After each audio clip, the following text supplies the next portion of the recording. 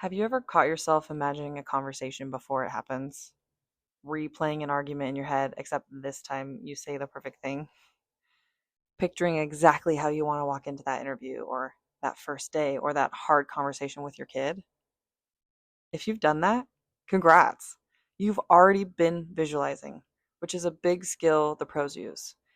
You didn't, maybe you just didn't know there was a name for it, or you could actually get better at it and use it to your advantage.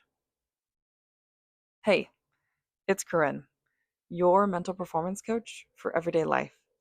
And welcome back to Everyday MVP. Today, we're talking about a skill in our mental performance toolbox called visualization.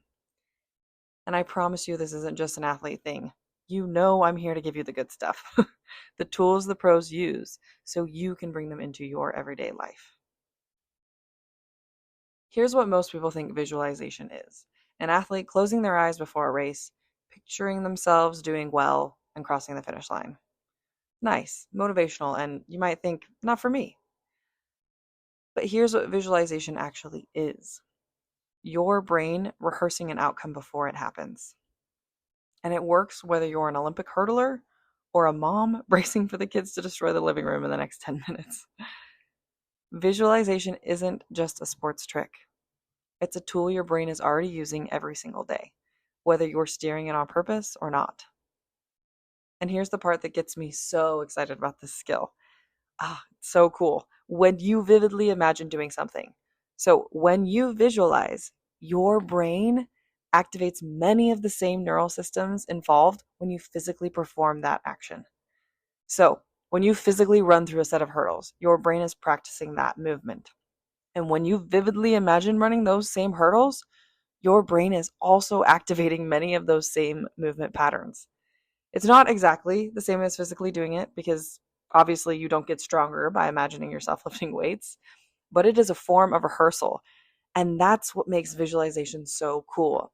You're essentially giving your brain a chance to practice before you ever get to the moment. You're helping your brain become familiar with the movements, the thoughts, the emotions, and the responses you want to have. It's like giving yourself a mental run through before the real thing. And every time you do it, you're giving your brain another opportunity to rehearse that skill. That's that's such good practice. And there's something else that happens when you do this. You can build confidence because confidence doesn't really come from knowing everything will go perfectly. You can't know that. Life is way too unpredictable. Sometimes confidence comes from knowing I've been here before. I know how I want to respond. I know what I'm capable of. When you mentally rehearse yourself handling a difficult conversation, answering a tricky question in an interview well, staying calm with your kids, or stepping into a big moment, you're giving yourself evidence before the moment even happens that you can handle it. You're creating familiarity. You're creating a plan. And you're creating a little more belief in yourself. So when the moment actually comes, you're not just figuring everything out for the first time. You've already been there. You've already practiced. You've already given your brain a blueprint for how you want to show up. And that is the power of visualization. And there's something important to remember.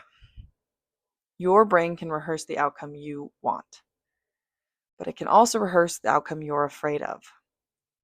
So if you spend 10 minutes imagining everything going wrong, you're giving that scenario practice too. That's why we want to be intentional about what we're visualizing. And the question I want you to take with you throughout this entire episode is, what are you rehearsing? Because your brain is constantly rehearsing something, whether you realize it or not. The question is whether it's helping you or not, and whether it's leading you toward the outcome you actually want.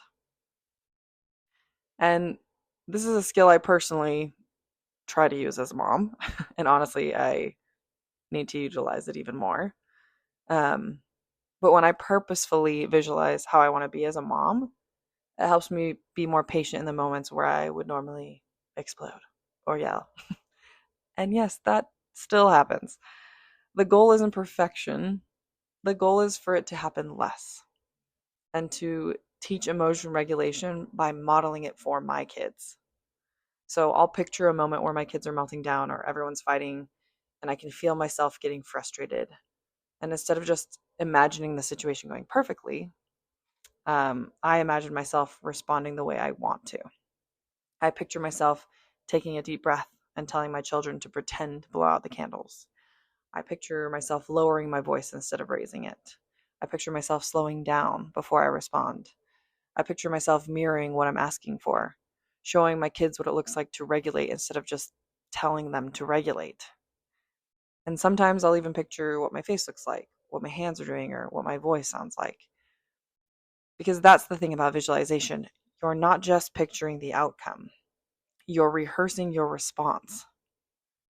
And that's a really powerful shift. You don't have to visualize your kids suddenly becoming perfectly behaved because, let's be honest, that's not going to happen.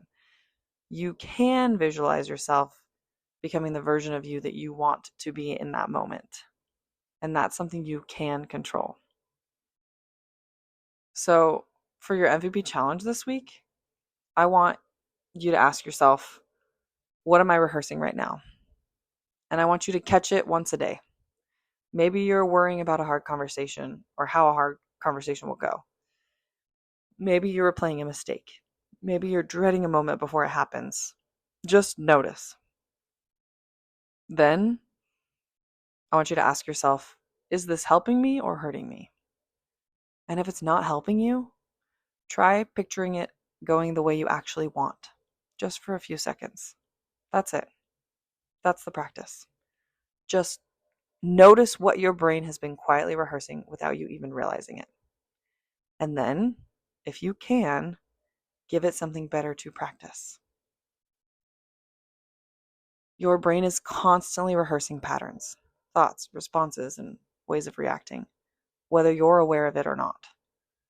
So, if your brain is rehearsing anyway, why not give it something useful to rehearse? Pay attention to what you're rehearsing and practice on purpose. And remember, MindLink team, your most valuable player is you. Every day is a new day. Breathe in, breathe out. You've got this.